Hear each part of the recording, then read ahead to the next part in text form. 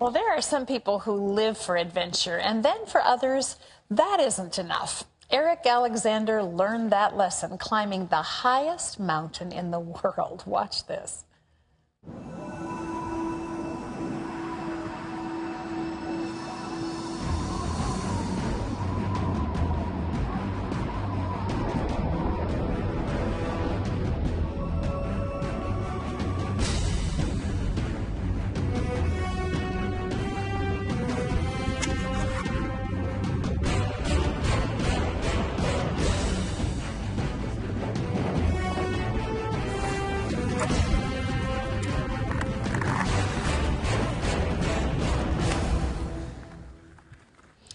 Please welcome to the 700 Club, Eric Alexander. Welcome. It is great to have you with us. Thank you very much.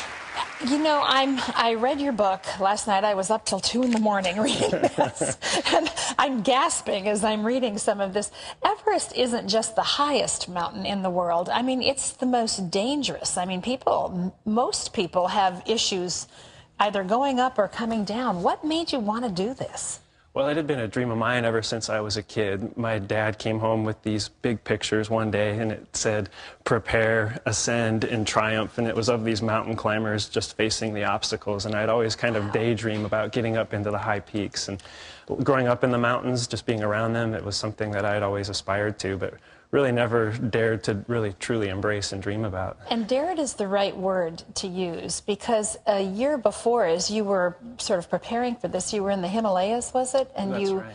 You took a 150-foot fall that almost cost you your life. Tell us about that. Yeah, I was climbing with my blind friend, Eric Weinmeier, and we were doing a training climb for Everest the next year. And I had spent a week up at 20,000 feet with him in a tent, and the rest of the team had gone to base camp to get more supplies. And well, after this week, we tried for the summit, but we didn't make it. And so we were pretty much beat up and tired, and it was on the way down. I was exhausted carrying a heavy pack. I stepped on a loose rock, which was on the edge of a 600-foot cliff. That rock turned over on me. I fell on it, and instead of going over with the rock in my arms, I let go of it, and I fell 150 feet. It wasn't a pure free fall. I had the good fortune of hitting some rocks on the way down and bouncing my way down, but really 150 feet down, it was as though I landed right in the hand of God, and he said, you know, not today. And it was really miraculous that I didn't break any bones. Had I caught my foot or something, if something had happened and caused me to flip over, I would have certainly fell 600 feet and died. So now, Eric, if I had been crazy enough to do that the first time in that prep trip and then had fallen 150 feet, and you had some issues that lasted for almost a year after that physically. I did. After that climb, I got high-altitude pulmonary edema, and that's when your lungs start to fill up with fluid. And this happened because my body went into shock, and my body was compensating in a way that could kill me. And so the only way to fix that is to get down and descend quickly. But I was close to death with that pulmonary edema. And then afterwards, when I finally did get home, I had a helicopter rescue and all this other stuff that went on. And pneumonia that followed all of that, that went on and on. And were you not afraid then to go back again? Well, it really interfered with my training, and I was really struggling with fear and doubt and going back to Everest. And I spent a lot of time with a good friend of mine whose name was Joseph. And he was a prayer partner of mine and a climbing partner. And then I lost him. He died in a snowboarding accident 2 months before I was to go back to Everest. And it seemed like everything was kind of coming against me to do this climb. And so really I put it in front of the Lord, and I thought, I'm going to pray about this, and I'm going to pray that he closes all these doors so I don't have to deal with it. But really, instead, what happened was, as I prayed, these doors opened. And he said, I'm not going to put you on the summit of Everest. That's not my goal for you. My goal for you is for you to trust me and to take a step of faith. And you talk about that in the book, that the goal wasn't the summit. The goal was the trust factor on the journey. Yeah. You kind of mentioned this a little in passing a few moments ago, but you climbed with and assisted a blind climber, which is almost beyond comprehension. What was that like? Well, it's funny because people think, well, he must have been able to see a little bit to get to the summit of Everest, but no, he was completely blind. In fact, we had two blind trekkers going with us. They had a hard time with the trail, but Eric is such a tremendous athlete. He was booking it down the trail, and people thought they were going to catch us in this hoax. And so one night we sat down and said, Eric, you got to tell the Sherpas who are here to help us get to the summit, you got to tell your story and tell them how you went blind.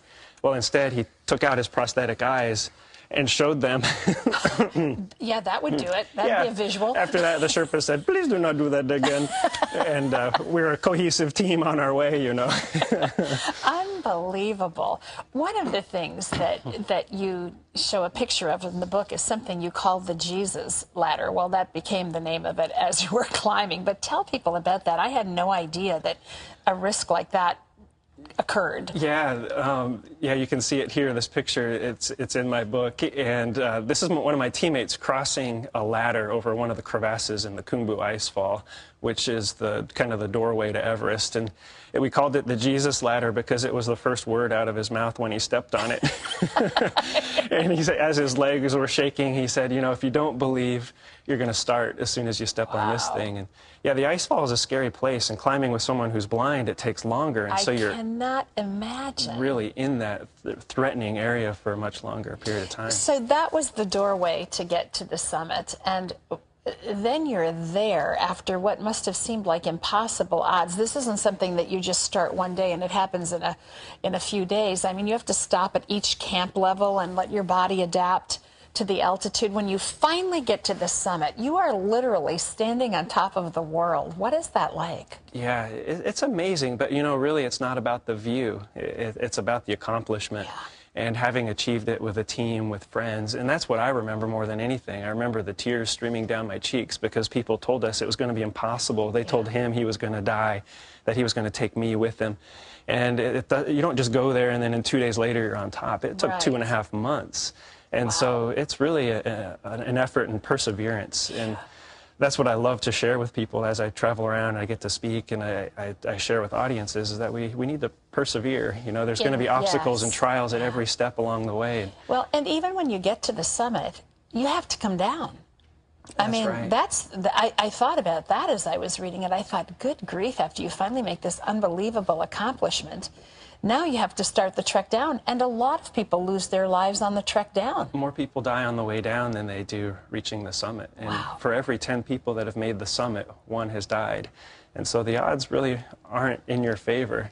And it was my job, as I saw it, to take Eric from the summit back to Camp 4. And so I had him behind me the whole way, talking to him. I had to take my oxygen off. I ran out of oxygen at one time on the way down. And so just being there beside him and leading him all the way down, and yeah, it's scary. You've really got to stay focused on every step. The challenges along the way are more than most of us would recognize or understand, not having done something like this. But I love the fact that in your book, The Summit, Faith Beyond Everest's Death Zone, you, at the end of each chapter, you give us a little tidbit to walk away with, like you talked about perseverance and the need to hang on, but you apply it to all of our lives, and I think that's such an important thing.